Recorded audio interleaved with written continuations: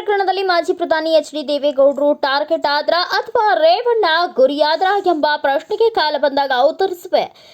ಆಗ ಎಳೆಯಾಗಿ ಬಿಚ್ಚಿಡಲಿದ್ದೇನೆ ಜೆಡಿಎಸ್ ಶಾಸಕ ಎಚ್.ಡಿ. ರೇವಣ್ಣ ಹೇಳಿದರು. ಮೈಸೂರಿನಲ್ಲಿ ಸುದ್ದಿಗಾರರ ಜೊತೆ ಮಾತನಾಡಿದ ಅವರು, ನಮಗೆ ಸದ್ಯದ ಮಟ್ಟಿಗೆ ದೇವರೇ ಗತಿ, ಅದನ್ನ ಬಿಟ್ಟರೆ ನ್ಯಾಯಾಂಗವೇ ಕಾಪಾಡಬೇಕು. ನನ್ನ ಮೇಲಿನ ಆರೋಪಗಳಿಂದ ಮುಕ್ತನಾಗಿ ಹೊರಬರುವೆ ಎಂದು ವಿಶ್ವಾಸ ವ್ಯಕ್ತಪಡಿಸಿದರು.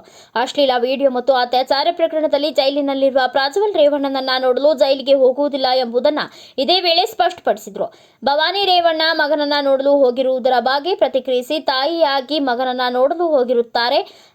ಅವರು ಏನೇ ಮಾತನಾಡಿದ್ದಾರೆ ಎಂಬುದು ನನಗೆ ಗೊತ್ತಿಲ್ಲ. ಹಾಗೆಂದು ನಾನೀಗ ಪ್ರಜ್ವಲ್ ಭೇಟಿಯಾಗಲು ಹೋಗುವುದಿಲ್ಲ. ಒಂದು ವೇಳೆ ಹೋದರೆ ಅವನು ಏನು ಹೇಳಿಕೊಡಲು ಹೋಗಿದ್ದಾನೆ ಎನ್ನುತ್ತಾರೆ ಎಂದು ಹೇಳಿದರು.